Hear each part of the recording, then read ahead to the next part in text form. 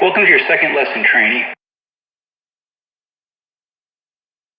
Today, we'll familiarize you with the cockpit of the K-50 Black Shark.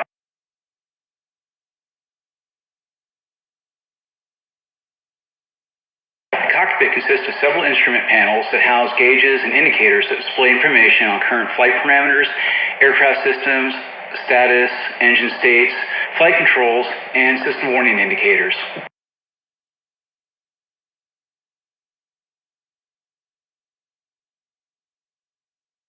The primary flight controls are the cyclic control stick, the collective control stick, and the rotor pedals.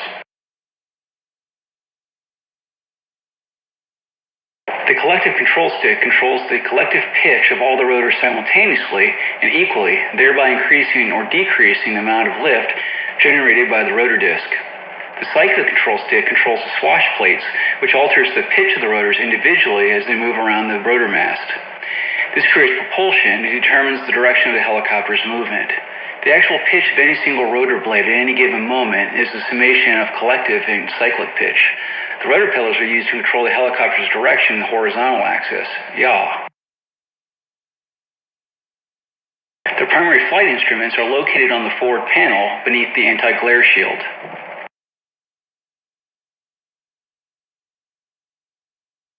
The Attitude Director Indicator, ADI, also referred to as artificial horizon, indicates the helicopter's orientation relative to the horizon. It also shows deviation from the assigned flight path in the horizontal and vertical axes. The Horizontal Situation Indicator, HSI, indicates the helicopter's heading, navigation data, and the helicopter's position in the horizontal space relative to the assigned course line or navigation points. These can include waypoints, target points, or airfields. The HSI is helpful in navigating a route or returning to base. The rotor blade pitch indicator is used to monitor the pitch angle of the rotor blades.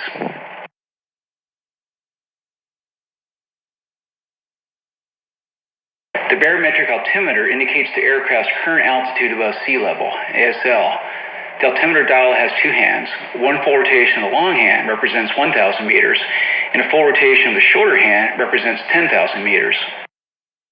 The Vertical Velocity Indicator, VVI, measures the aircraft's rate of climb or descent and also is used to help maintain level flight. The Rotor Rpm Indicator displays the tachometer measurement of the rotor's revolutions per minute, RPM, as a percentage of its maximum value. The Airspeed Indicator displays the aircraft's indicated airspeed.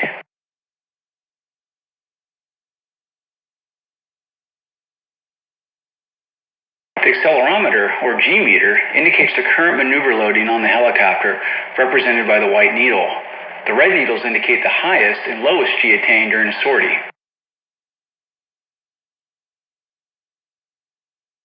The radar altimeter displays the helicopter's altitude above ground level, or AGL, to a maximum altitude of 300 meters. Altitude is measured with a small downward-facing FM radar. The mechanical clock displays the current time in hours, minutes, and seconds. It can be used to measure mission time in hours and minutes, and is a stopwatch to measure short time periods up to an hour in minutes and seconds. The R22 built-in test display is part of the Integrated Cockpit Information System. ECRAN functions include diagnostics of all aircraft systems and components that inform the pilot of any failures, and when system tracing mode provides indications of any in-flight equipment operation abnormalities. The ECRAN also provides equipment diagnostics using built-in sensors and documents test results during pre-flight checks and ground maintenance.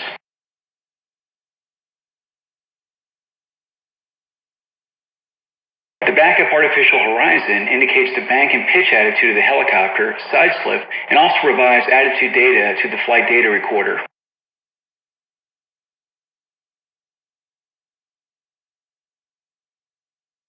The exhaust gas temperature, EGT indicator, displays the exhaust gas temperature for each engine. The tachometer indicates the RPM of each engine turbine. The scale is calibrated to display RPM as a percentage of maximum. The fuel quantity indicator measures the remaining fuel in the front and rear tanks. The display is demarcated from 0 to 800 kilograms. The caution light panels are used to display advisory and caution lights to the pilot.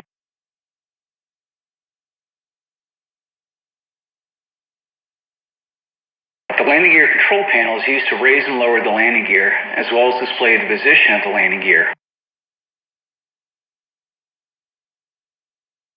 The left side of the overhead panel includes the navigation lights brightness switch, the windshield wiper switch, the windshield washer fluid switch, the pitot-static port and AOA side slip sensors heat switches, the pitot-ram air and clock heat switches, the windshield heater setting switch, and the magnetic compass.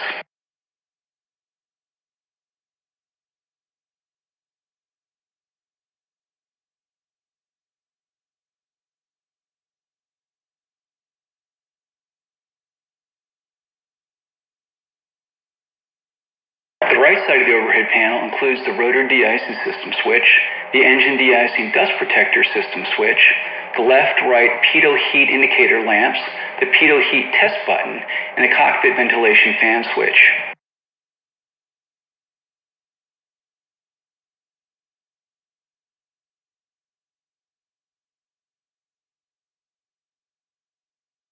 The data link control panel is located on the left side of the overhead panel. It is integrated with the weapons control system, and its purpose is to send and receive information to and from other flight members.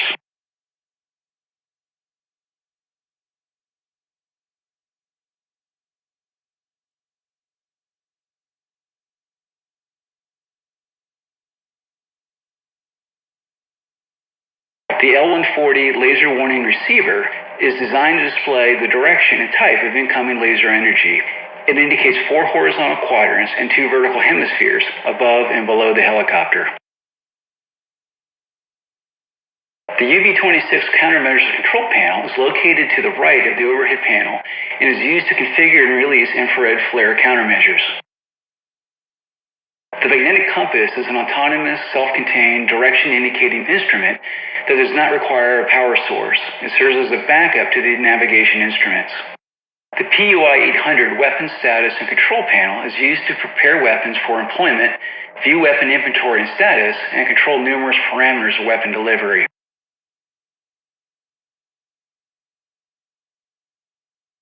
The Weapon Control Panel has the following functions: selected weapon type, master arm switch, storage jettison button, HE, API, and cannon ammunition select switch, short, medium, long burst switch, automatic and manual weapon control system mode switch, weapon readiness indicator, weapon fuel tank presence indicator, selected weapon remaining indicator, cannon rounds remaining indicator, emergency ATGM launch button, arm and disarm switch for emergency, weapon jettison launch, and high and low rate of fire switch.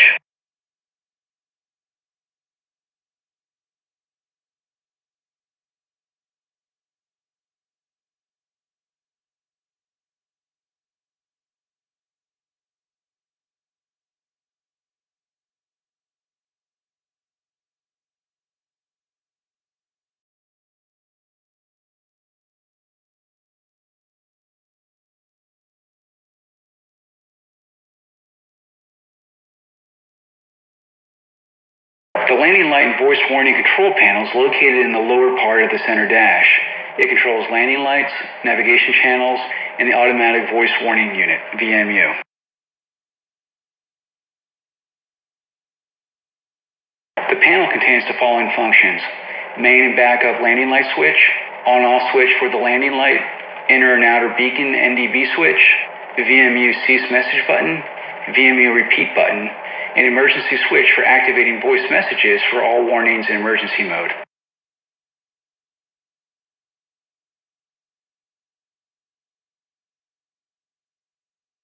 The PVI 800 navigation control panel is used to select the operating mode of the flight navigation system and support its interaction with other systems. The PVT 800 data link mode control panel controls ownership identification and the send-receive modes of the data link. The Autopilot Panel is used to set flight control augmentation channels and several autopilot functions. The R22 Adf Control Panel is used to configure the automatic direction finder.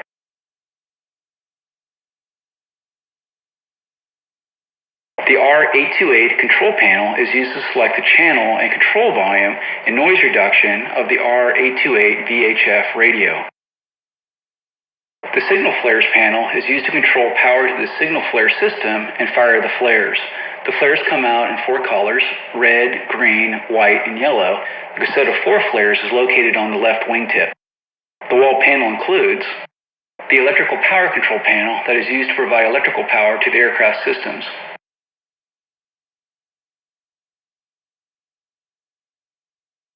The radio and data link power control panel is used to enable and disable power to the radios, intercom, and data link systems.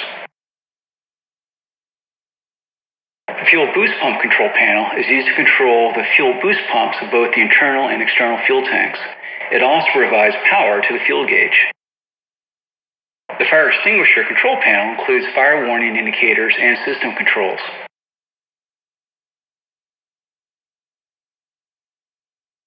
The fuel shutoff valve control panel is used to open and close fuel valves to the engines and APU. The transmission oil pressure temperature gauges. The onboard equipment control panel includes switches for the backup ADI, main hydraulic systems, weapons control systems, strobe beacon, and others. The lighting control panel includes switches for the rotor tip lights, formation lights, cockpit instrumentation lights, and MBG-compatible cockpit lights. The electronic engine governors control panel is used to control the fuel flow at high gas-generated RPM and to shut down an engine in case of power turbine overspeed.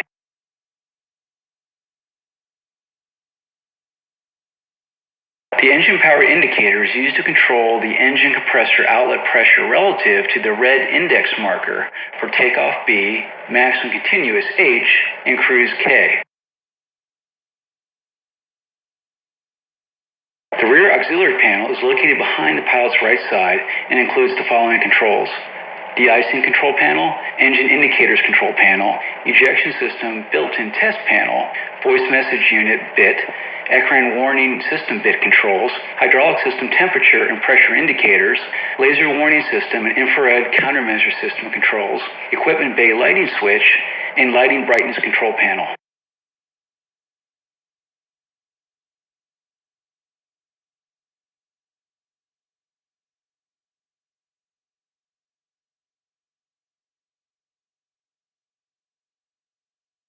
The left panel includes the R800L1 VHF radio control panel, targeting mode control panel, engine and APU startup controls, radio intercom control panel, and auxiliary power unit control panel.